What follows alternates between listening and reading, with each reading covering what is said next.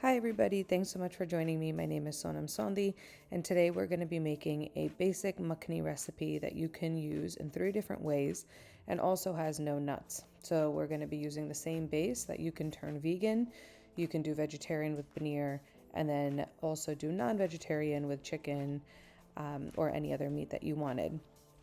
The main ingredient, the star of the show, is always onions. So we're breaking down our onions and adding ghee to start cooking them down. While the onions are starting to cook down, you want to start to prepare your ginger and your garlic and keep them to the side. We're not going to add them to the onions right away because we don't want them to burn. I know ghee seems like it's a lot, but it's going to be cooking for a long time. So first, to keep everything kosher and not have to keep washing all my dishes, I'm doing the vegetarian ones first. So if you weren't using ghee and you were making this vegan, of course you would just use butter, and you would replace this paneer with tofu.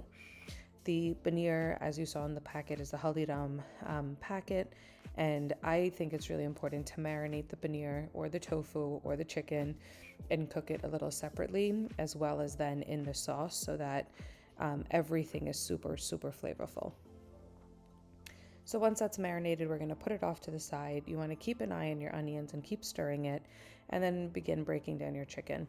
I'm vegetarian, but a lot of my family members and my husband eat meat, so I'm doing the makhani base just once and then making 2 different options for the vegetarians and the non-vegetarians.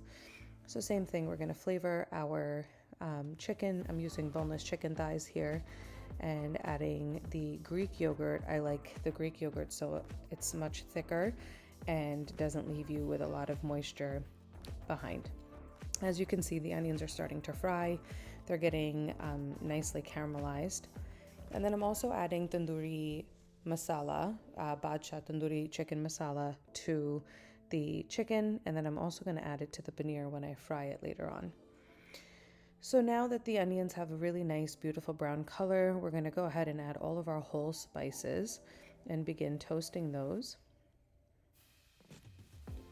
The great thing about this recipe is if you're not making 2 versions, you can take the makhani and freeze it, and next time you want to make it with paneer or tofu, you just have to do the tofu part or the paneer part or the chicken part and not have to go through the whole process yet again.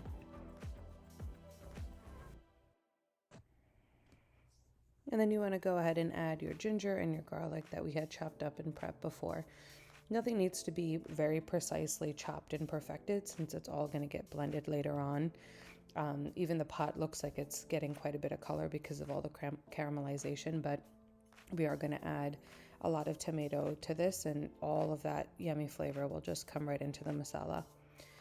So once the dry spices and the ginger and garlic have some time to do their thing, we're going to go ahead and add all of the loose masalas or powders and cook those down for a little bit as well.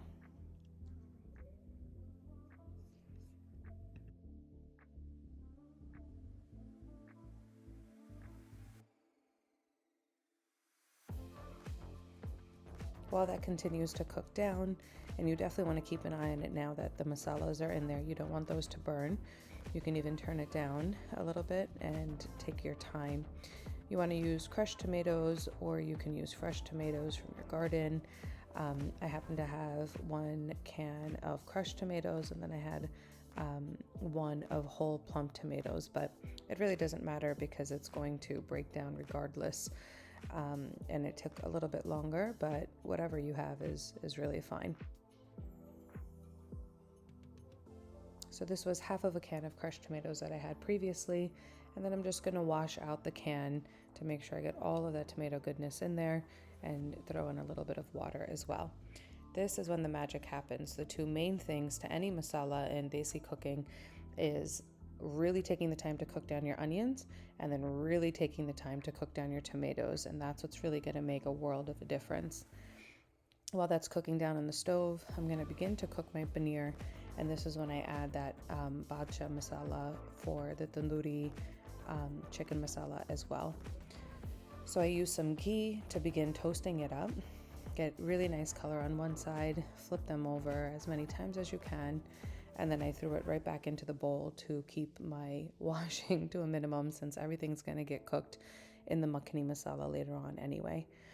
Then, as I'm keeping an eye on my masala, I'm also now cooking down my chicken. So the chicken, if I was to just throw it right into the makhani, all of that would just seep right into the makhani and not necessarily get onto the chicken itself and have time to tenderize. So I'm going to start cooking down the chicken and let all the water evaporate and even get some nice color on it.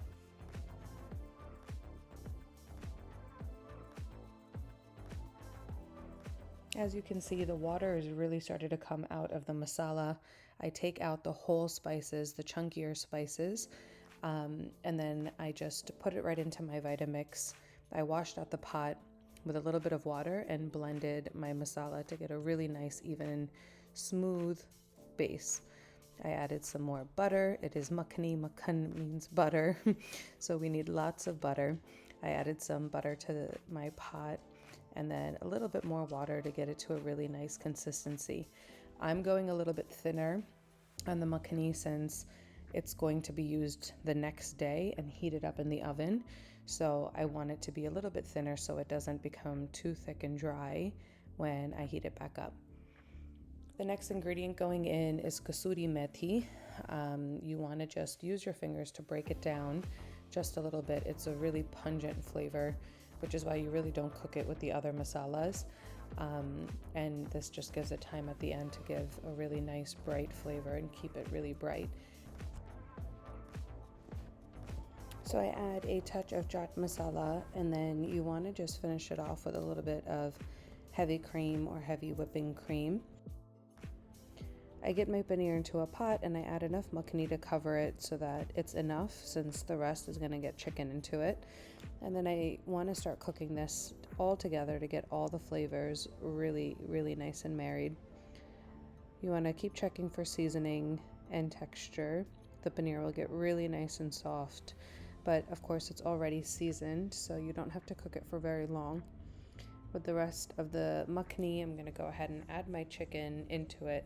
And this you definitely want to cook for a little bit longer, since the chicken does require a little bit more of the flavors to come together, and paneer doesn't have too much of its own flavor.